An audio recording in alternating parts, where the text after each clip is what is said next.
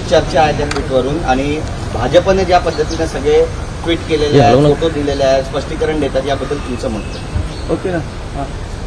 एक लक्षात घ्या, काल मी एक ट्विट केलं,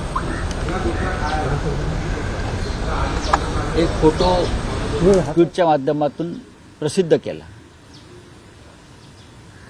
मी त्याच्यामध्ये कोणताही पक्ष, कोणताही नेता, कोणती संघटना याचं नाव घेतलं नाही.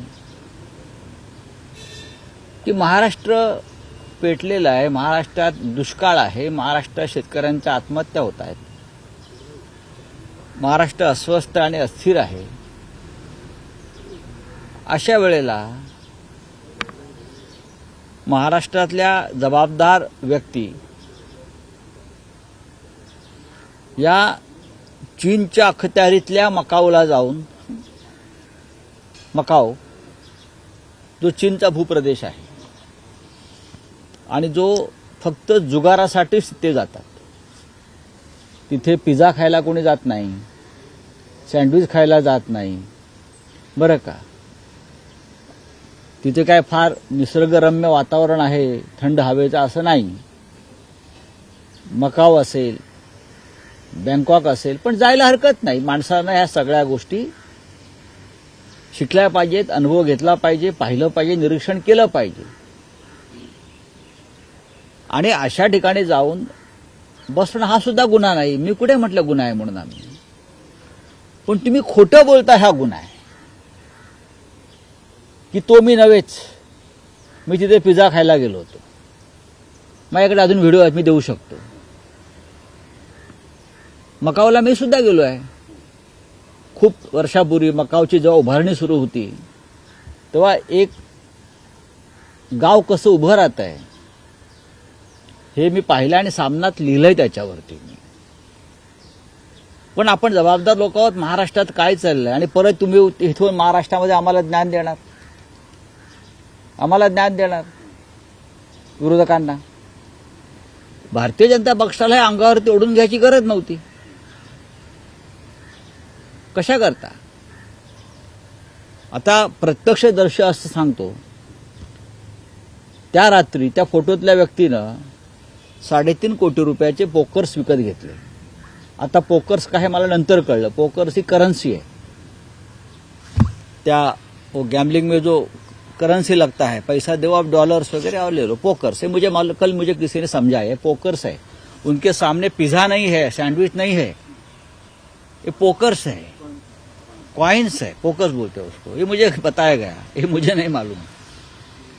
तो 3.5 करोड़ के पोकर्स, उनके साथ और भी लोग थे उस महाशय के साथ. उस महाशय ने भी 2 करोड़ 3 करोड़ के पोकर्स खरीदी किए वहां. तो अच्छे दिन आ गए हैं बीजेपी के लोगों को. अगर बीजेपी कहते कि हमारे नेता है तो उसके मतलब है महाराष्ट्र के देश की जनता को नहीं, लेकिन आपके लोगों को अच्छे दिन आ गए हैं. हाँ मग बोला, कुटुंबियांसोबत गेले होते असं सुद्धा त्यांनी स्पष्टीकरण. मग बरोबर आहे ना, मी काय म्हणालोय का? पण जे छायाचित्र प्रसिद्ध झालं त्यात त्यांचं कुटुंबीय कुठं आहे का? कुटुंबिया समेत जायला काहीच हरकत नसते. तुम्ही एवढं मनाला लावून का घेताय? कशा करता? आणि एवढी टोळधाळ जी सोडताय दीडदंबडीच्या आमच्यावर, त्याची काय गरज आहे का?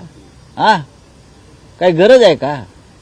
एवढं तुमचं मन तुम्हाला का खाताय? तुम्हाला माहिती आहे ना, लोक प्रश्न विचारतील. म्हणून तुम्ही आमच्या नेत्यांवर, आमच्या सहकाऱ्यांवर, माझ्यावर, मी काय फार महत्व देत नाही, पण एवढी मोठी टोळधाड सोडण्यापेक्षा 2 वेळेस सांगता आलं असतं, होय मी पाहायला गेलो. त्यात चुकीचं काय आहे? आता लंडनला आमदारांचं शिष्टमंडळ गेलंय ना, लंडनला महाराष्ट्रातल्या आमदारांचं शिष्टमंडळ गेलं. आता आमदारांना वाटलं अशा प्रकारच्या एखाद्या जागेचा अभ्यास करावा, गेले. त्यात काय चुकीचं आहे? आता लोक गोव्याला जातात, आमच्याकडे ईशान्येमध्ये काही अशा प्रकारचे कॅसिनोज आहेत, गोव्याला जातात. आम्ही का म्हणतो का तुम्ही नाकारत्या कशा करता? मी खोटं का बोलताय की मी तिथे सकाळी इडली सांबार खायला गेलो होतो रेस्टॉरंट? फोटो ट्विट केला त्यानंतर आदित्य ठाकरेंचा एका ग्लासामधून तो ग्लास आहे की डाएट कोकचं टीन आहे, चेक करा नीट बरं का. असे मोदींचे किती फोटो दाखवू. हा, मोदी जे पितात तेच आदित्य ठाकरे पित होते, तोच ब्रँड आहे. बोललो ना काल. डाएट कोकचा स्पष्ट दिसतंय, तो डाएट कोक आहे. चार चौघात बसून ते डाएट कोक उभ्यानं पितायत, हे दिसतंय ना.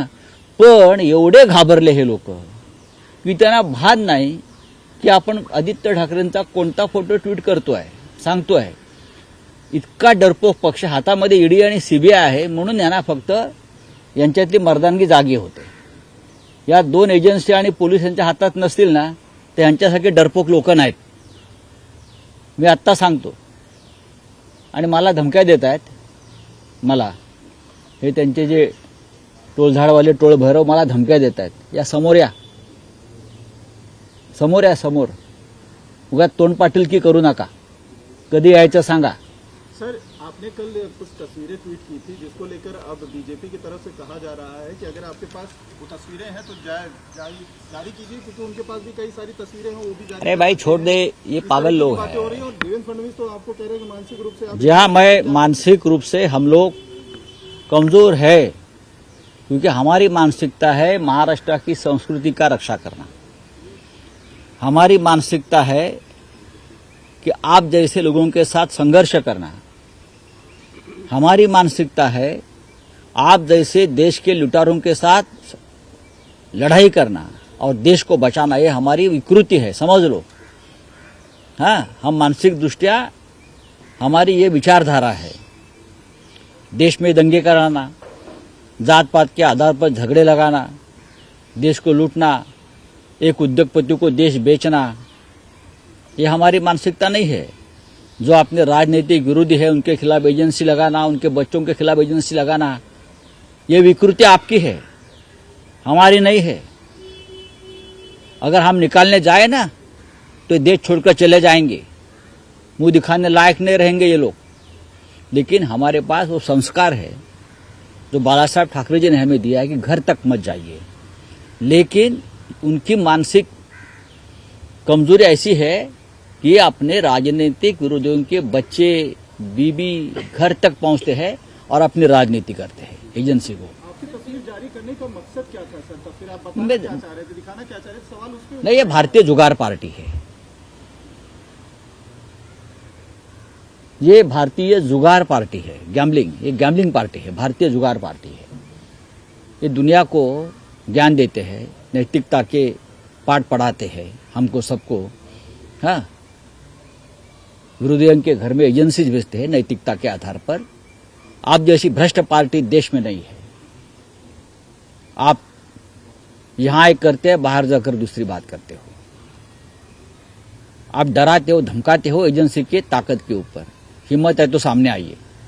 सर, कार्तिकी एकादशी पर डिप्टी सीएम हमेशा हर साल जाते रहे हैं विठ्ठल की पूजा के लिए, लेकिन इस बार मराठा समाज जिस तरीके से आक्रोशित है, उन्होंने ही चेतावनी दे दी है कि दोनों दीप के भी आएगा तो उसका वो विरोध करेंगे. तो पूजा जो एक पद्धति है, परंपरा है सर, वो जो है कटाई में पड़ती हुई दिख रही है. आप क्या कहें? ये सरकार की कमजोरी है. अगर सरकार इस राज्य के जो प्रमुख भगवान है, कुलदेवत है, उनकी पूजा नहीं कर सकते तो उनकी ये कमजोरी है. बैठकर बात करनी चाहिए, जाना चाहिए, पूजा करनी चाहिए. आप हिंदुत्ववादी है ना, अपने आप को हिंदुत्ववादी मानते हो ना, तो आप हमारी राज्य की कुलदेवता को, आप कार्तिक एकादशी को पूजा के बिना कैसे छोड़ सकते हो? सर, जरांगे पाटिल आज एनसीपी का जो इलेक्शन कमीशन में मामला चल रहा है, कल ये कहा गया कि फॉल्स डॉक्यूमेंट सबमिट किए हैं अजित पवार ग्रुप की तरफ से, तो उनके ऊपर क्रिमिनल कंप्लेंट हो सकती है, लेकिन इलेक्शन कमीशन नहीं कर रहा. इलेक्शन कमीशन कुछ नहीं करेगा. ना इलेक्शन कमीशन करेगा, ना राज्यपाल करेगा, ना विधानसभा के स्पीकर करेगा. मैंने पहले भी कहा है, ये भारतीय जनता पार्टी के आज जो दिल्ली में सत्ताधारी बैठे हैं उनके तोते हैं सब. इलेक्शन कमीशन, राज्यपाल, सभी को एक स्वाभिमान की जो रीढ़ की हड्डी चाहिए वो नहीं है. जब मैं ये आज के इलेक्शन कमीशन को देखता हूं तो मुझे शेषन साहब की याद आती है. शेषन साहब ने जो एक रीढ़ की हड्डी दी थी इस इलेक्शन कमीशन को, वो अब नहीं है। तो ये तो जब ऊपर से आदेश आएगा उस आदेश के मुताबिक ये इलेक्शन कमीशन काम करेगा। शिवसेना के बारे में यही हुआ, अब एनसीपी के बारे में भी ये हो सकता है। पासून आमदार अपात्रतेवर सुनावणी राहुल नार्वेकर म्हणतात की योग्य तो निर्णय दिला जाईल। योग्य म्हणजे काय असतं? वकील आहेत ते। योग्य म्हणजे काय असतं? इतका वेळ, 1 वर्ष, 1.25 वर्ष योग्य निर्णय घ्यायला लावतात विधानसभेचे अध्यक्ष, याला आम्ही ट्रायब्युनल म्हणतो। ट्रायब्युनल, तुम्हाला निर्णय घ्यायचा आहे, तुम्हाला एक घटनाबाह्य सरकार या राज्यावर राज्य करताय आणि तुम्ही घटनात्मक पदावर बसलेला आहात। हा, घटनाबाह्य सरकार म्हणजे चोर लफंग्यांचं सरकार, लक्षात घ्या। तुम्ही चोर लफंग्यांना समर्थन देताय, त्यांना संरक्षण देताय। अशा व्यक्तीने घटनात्मक पदावर बसणं हा देशाच्या घटनेचा अपमान आहे। मग ती इलेक्शन कमिशन असेल, विधानसभा असेल, राज्यसभा असेल, लोकसभा असेल, अशा घटनात्मक पदावर ज्याला घटनेची चाड नाही त्यांना बसू नये। अब्यूज किया है ऐसा कहा जा रहा है। किसको? मल्लिकार्जुन खड़गे ने वर्बली अब्यूज किया है पीएम मोदी के फादर को, और मोदी ने उसके ऊपर रिप्लाई किया है कि ऐसे तो नहीं थे खड़गे जी आप, क्या हुआ आपको? मुझे मालूम नहीं। देखिए, खड़गे साहब जवाब देने के लिए बहुत समर्थ व्यक्ति है। हाँ, तो खड़गे साहब जवाब देंगे उस बारे में और पूरी ताकत से जवाब देंगे। फडणवीस साहेब ज्या पद्धतीने तुमच्या हाँ? मनोरुग्ण म्हणून तुम्हाला म्हणताय, हम आहे ना मनोरुग्ण मी। महाराष्ट्राच्या हिताचा विचार करणं, आज हुतात्मा दिन आहे। 105, 107 हुतात्म्याने या महाराष्ट्रासाठी बलिदान दिलं, त्यांचं आम्ही स्मरण करतो। त्याच्यावेळी आम्ही करतोय किंवा आम्ही मुंबईसह महाराष्ट्र भांडवलदारांच्या घशात, म्हणजे भारतीय जनता पक्ष जे अडाणीच्या घशात घालू इच्छिते त्या अडाणीला विरोध करतो। त्याच्यामुळे त्यांच्या दृष्टीने आम्ही मनोरुग्ण आहोत। हा, धारावी विकून एका उद्योगपतीला संपूर्ण मुंबईची सूत्र, मुंबई सुद्धा विकण्याचा डाव जे रचतायत मराठी माणसाची, त्याला विरोध करणं हा जर मनोरुग्णतेचा प्रकार असेल तर आम्ही आहोत म्हणावं। पण हा महाराष्ट्र तुम्हाला हवाय त्या पद्धतीनं मुंबई महाराष्ट्र आम्ही कोणाच्या घशात घालू देणार नाही।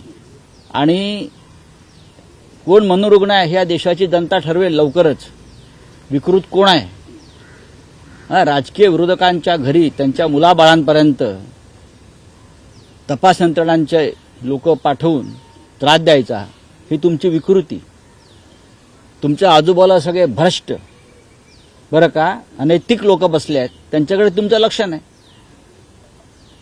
प्रधानमंत्री मोदी सांगतात अजित पवारांनी 70,000 कोटीचा सिंचन घोटाळा केलाय, ते तुमच्या बाजूला बसलेत मंत्रिमंडळात।